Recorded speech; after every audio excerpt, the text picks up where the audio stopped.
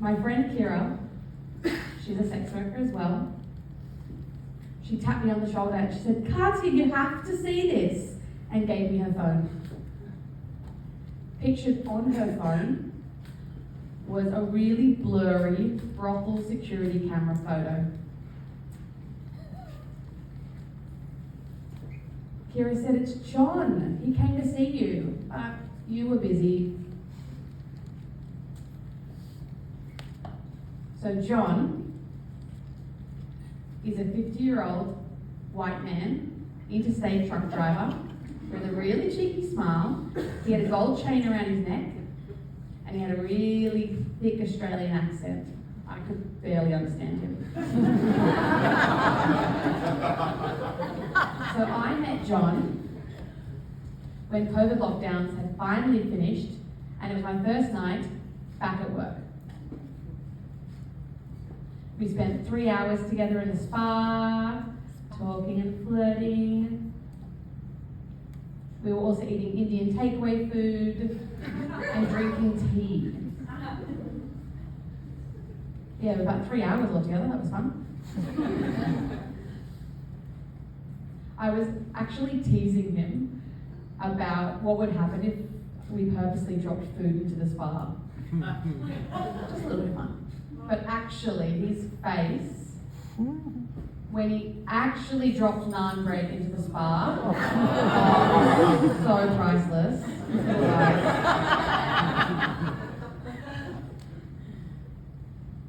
So our booking together ended with him actually falling asleep on the massage table for an hour, and I tickled his back with my fingernails.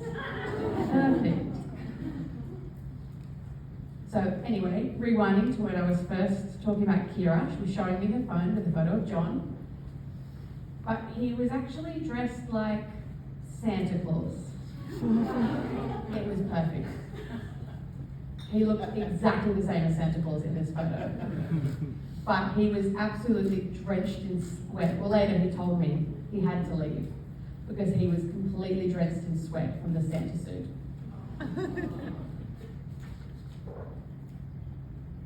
So I actually call myself the Grinch. You all know the Grinch, that children character, that green monster that hates Christmas. That's me. Well, up until I met John in his Santa suit, but I call myself the Grinch. I grew up in a poor household. My parents were divorced. And then at 18 years of age, I was diagnosed with profound deafness. So really, Christmas means presents we could never afford, family I couldn't see, and conversations I couldn't understand.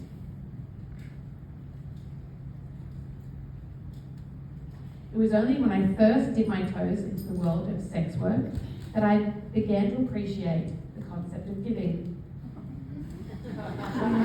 Whether they were clients giving me hilariously awful or strangely practical or expensive as fuck gifts, that was the highlight of my career.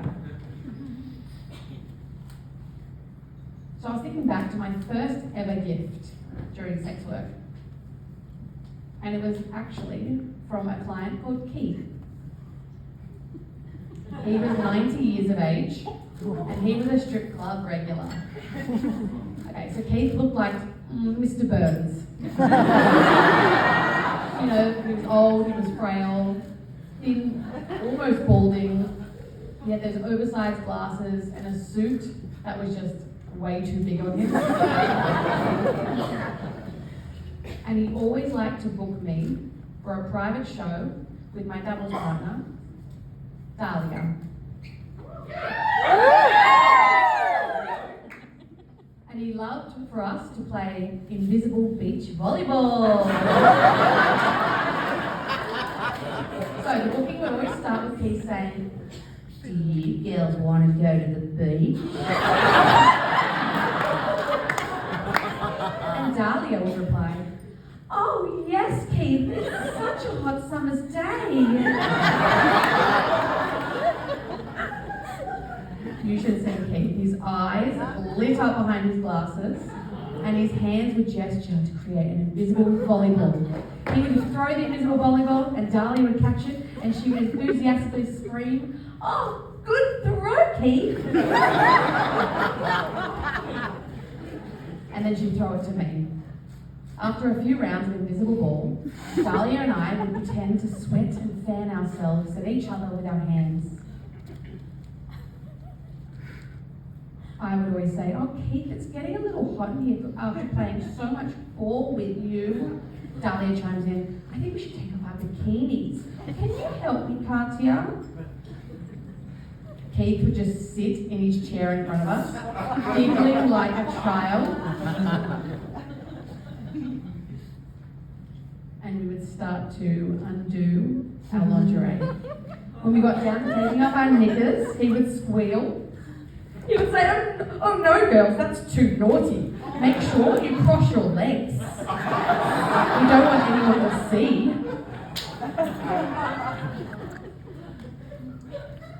Sometimes Keith would join us in the strip.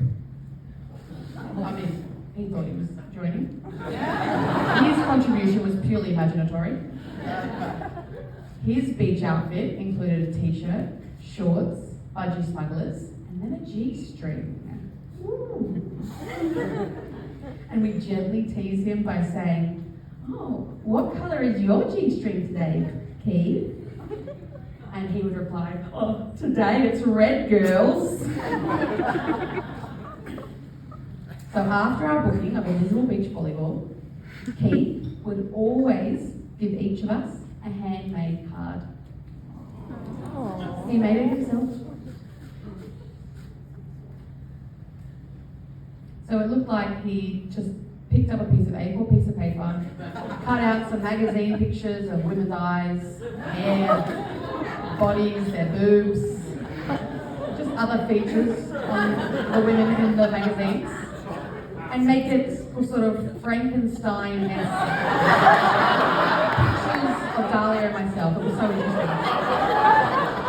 And inside the card always included $20 with a lovely little message. For example, "Dear Katia, love, Keith."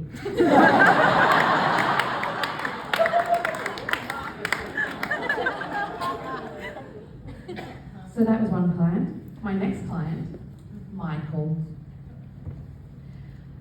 Michael would call the brothel every hour, like an 8 hours every day, would call incessantly to make sure that he would see me when he came in. And despite the receptionist screaming, "Yes, Michael, for the 8th time, Katia will be in tonight. I promise she'll be seeing you," I appreciated his enthusiasm. But who is this Michael? He's so eager to see me. Michael was 60, but he looked 120. He was tall, but he had a hunch on him. He had weathered skin, full of sunspots and raised moles.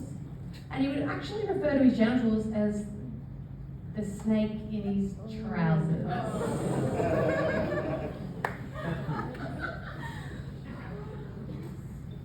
So we would sit, I would run a bathroom, he'd get out his phone, and he'd show me some pictures that he especially saved for me.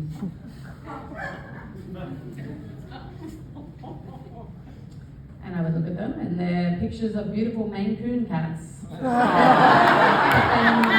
would scroll on, and there were pictures of lesbian porn in the front of those cat photos. So he'd point at the lesbian porn and he'd go, "I'd like to do this with you tonight." And it was a picture of two lesbians scissoring. Lesbian porn, okay. So, unfortunately for him, the scissoring didn't happen because he got distracted. He was playing with a bag of gifts he had actually purchased for me from the $2 shop. So the first gift he brought out, an electric toothbrush. And he asked me to lay down on the massage table. He turned on the toothbrush. I was waiting, what's going on, what's gonna happen? I thought, oh, maybe he'll put the bristles, and vibrate it against my genitals or something. But instead he actually just brushed my arms and legs. It wasn't sexy at all.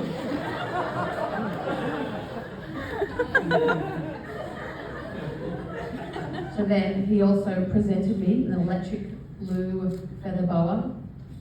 You know those fun ones to play with? So I was still laying on the bed, but his face lit up with excitement, showing me this boa. And so I'm lying there and he starts dancing it on my body. And I'm like lying there like, no one's ever gonna believe this booking right now. So at the end of our service, he excitedly told me that he had purchased the final gift for me. He hands me this scrunched up plastic bag and he tells me to wrap it in front of him. He says, I saw this and I immediately thought of you. It was an oversized black t-shirt with the word sexy written on it. Like, yep, I saw it and I instantly thought of you, Katia. I was like, well, thank you. He was so excited. He left that booking so excited. He was just like, he looked back at me when I was closing the front door and he said, now you have some new toys to share with your girlfriends. So in my 15 years as a sex worker, I've discovered that clients have a penchant for gifting. It's often a way for them to show appreciation for the services we offer or to treat us like the royalty we are. From boxes of my favourite tea leaves, or flowers, chocolates, crystals, jewellery, diamonds, Middle Eastern desserts I had, envelopes of money, Diamante Kegel balls, and slutty bikinis. I've certainly received a delightful collection of offerings. People always ask me, what is the best gift I've ever received as a sex worker? What they usually mean by that is, which is the most expensive or extravagant? So about 10 years ago, in 2013, I had broken up with an ex-partner. I was alone in our apartment, I was broke, I was sad. So I went to work at the strip club that night, and of course, when you really need a good night, you end up walking away with fuck all. That night, I left the club with only $200, which wasn't enough to get me out of my shitty situation.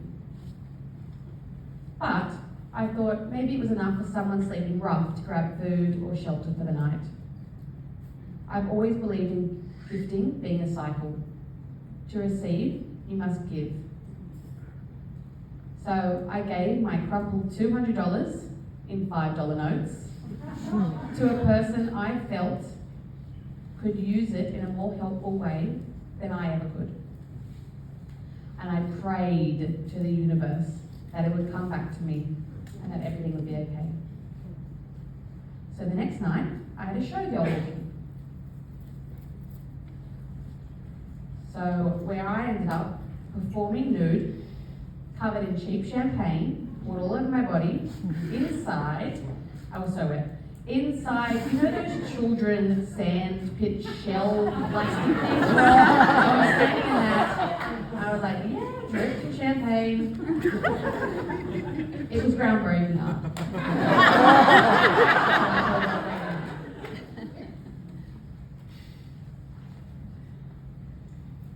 So after that show, I arrived at the strip club. I looked awful. I was completely wet. I was disheveled. And my manager pulls me to the side and says, Katia, there's a customer here who booked 30 girls, and I made sure I saved you a spot. I was like, I'm not ready yet. I need to shower, I need to do my face and hair. I looked a mess. My manager looked me straight in the eye and said, "There's no time for that. This guy has money and you're already 10 minutes late to the booking." This guy, his name was Safa. He was in his 30s, he was white, and he only had 3 teeth. So when I went in, he was sitting at the back of the dark private room. I could only just see him through the crowd of sparkly bikinis vying for his attention. There he was. He catches my eye, looks me up and down, and says, "Why are you wet?"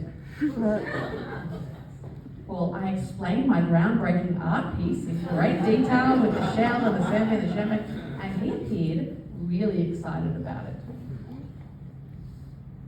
And he said, "Burlesque, can you throw me?"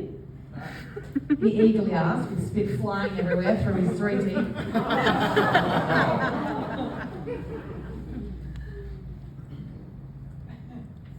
So he bluntly demanded all the other strippers leave the booking so that I could set up my quote-unquote stage with the iconic clamshell, my champagne, and my feather fans.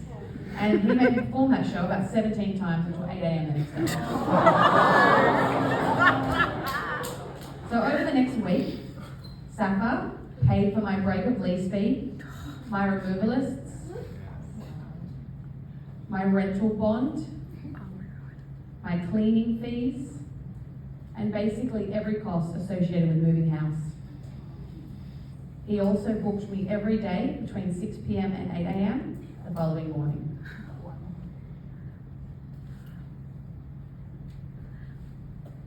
With each day, I received a new designer dress, flowers, and envelopes full of $100 notes waiting for me every time I arrived at the club. I was allowed to pick 2 friends to ride in the stretch Hummer, dine with us at Darling Harbour. We also sang karaoke until the early hours of the morning with him and one mate. I was fucking exhausted. I was so fucking sick of him. And I was sick of the karaoke. I hate it. Come on, a deaf girl doing karaoke? Not the vibe. So my time as Safa was fleeting. It was quite quick, actually. At the end of the week, I saw him get arrested at the Hilton Hotel. And I've never seen him again. I think he got done for fraud or something. But... So Safa, the criminal, with 3 teeth, proved to me that my belief in the cycle of giving